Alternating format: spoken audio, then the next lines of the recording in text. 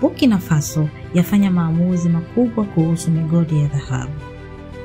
Mnamo mwaka huu 2025, serikali ya kijeshi ya Burkina Faso ilitangaza mpango wa kutaifisha migodi ya dhahabu inayomilikiwa na wawekezaji wa nje na kuirudisha kwa umiliki wa serikali. Waziri Mkuu wa Burkina Faso alisema lengo ni kuhakikisha rasilimali zinawanufaisha wananchi, na pia serikali inataka kuongeza mapato ya taifa kupitia kampuni ya kimataifa ya madini ya Sopabim. Kampuni ya Sopabim tayari imeshachukua migodi miwili kutoka kwa kampuni ya Endeavour Mining ambayo ni ya nje ya UK.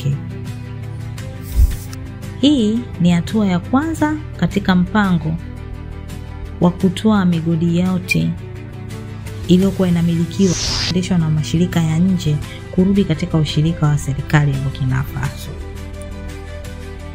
Baadhi wameona ni ushindi wa kiuchumi kwa wananchi, huku wengine wanahofu kuwa uwekezaji wa nje kuondoka utaathiri ajira na uchumi wa Burkina Faso.